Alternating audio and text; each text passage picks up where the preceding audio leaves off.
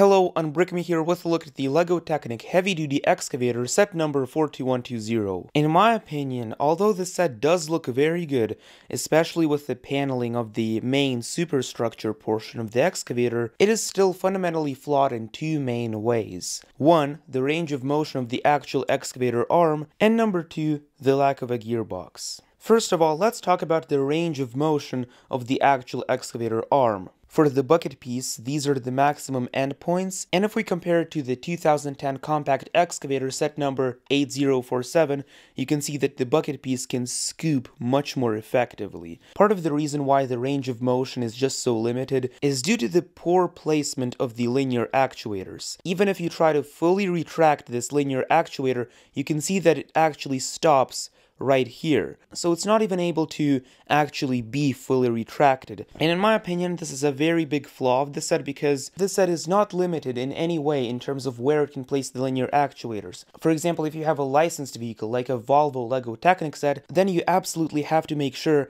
that the LEGO Technic model represents the actual licensed vehicle. Whereas this set is not licensed in any way at all, and it simply represents most heavy-duty excavators in general. So it really does have a lot of freedom in terms of where it could place the linear actuators. But overall, this excavator does dig nicely. I do appreciate the digging function of the excavator, but one thing that really bothers me is that you have two control knobs as opposed to one, and one would simply switch between the two different linear actuators with the gearbox. The gearbox setup was used in the LEGO Technic 8294 excavator, which was released in 2008. Essentially, you would control one knob on the back, and you would switch the engagement into either the bottom linear actuator or the top linear actuator with a gearbox. In my opinion, this setup is much more fun to play with, it's much more ergonomic, it's much more intuitive, whereas with this set it's kind of awkward controlling the two knobs at the same time. Yes, you can control the two different linear actuators simultaneously, and that can be seen as a plus, but in my opinion, in my experience, it's just not very ergonomic to play with. I'd much rather have a little switch here at the top of the superstructure, just spin one knob at the back, and switch the engagement into either the bottom linear actuator or the top one using the control knob. But you might be thinking that, oh, this excavator is super small, it can't possibly fit in a gearbox. Well, let's actually open up the top superstructure. You can see that there is plenty of hollow space in here, and you could very easily fit in a basic gearbox in this set, so I'll definitely be modifying this set to include a gearbox. When I do modify this set to have a gearbox, I'll definitely be releasing instructions on how you can modify this set to make it much better. Unfortunately, the bucket piece of this set does not stay in place, so even if you're not touching the controls of the linear actuator, you can still move the bucket due to the mechanical backlash, so that is another flaw of the set. But what I do appreciate about the set is the bottom chassis. In my opinion, it is just so much better than the chassis we got in the LEGO Technic 8047 compact excavator. You know, in the 2010 small version, all we really had was just two gears connected together by a track. Whereas with this set, each track is much better designed, it's much more durable for outdoor playability, and I also appreciate that these tracks actually also do have a very nice grip, so whenever you roll the set forward and back, the tracks move along as well, so it's a really nice play feature of the set. Aesthetically wise, my favorite part about the set is the front cabin.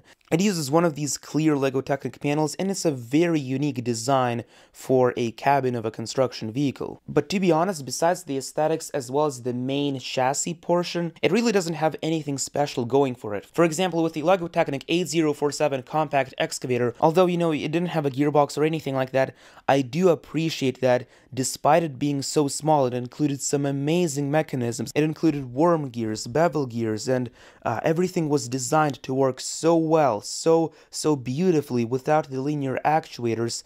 The mechanisms in the compact excavator certainly weren't basic, and the compact excavator, in my opinion, was just a much better set released back in 2010, which retailed for only $25, whereas the new set does retail for $40. So in my opinion, for that price tag, for the price of $40, it definitely should have included a gearbox of some kind, or really something more special than just one axle driving one linear actuator. My favorite manually operated LEGO Technic excavator is still the 8294 from 2008. It retailed for only $60. It provided you an incredible value with a gearbox, 2 standard size linear actuators, standard size LEGO Technic tracks, as well as power functions upgradability. That's right, you could actually upgrade the set with the motor. So the new excavator is essentially a version right in between the 8294 excavator and the 8047 compact excavator. But yet the new heavy-duty excavator, in my opinion,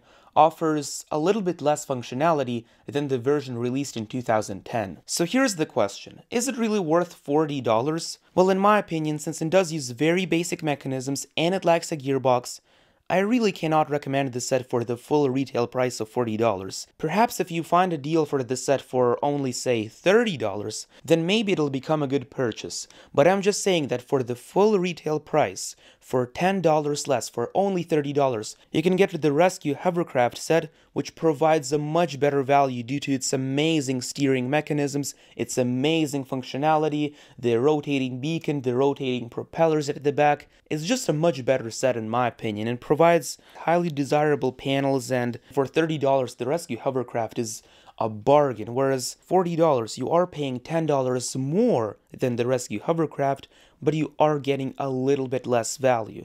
So I'm just saying that it should not be priced at $40, it should be priced more close to $30. But if the set did include a gearbox, then it easily would have been the single greatest LEGO Technic set of 2021 so far.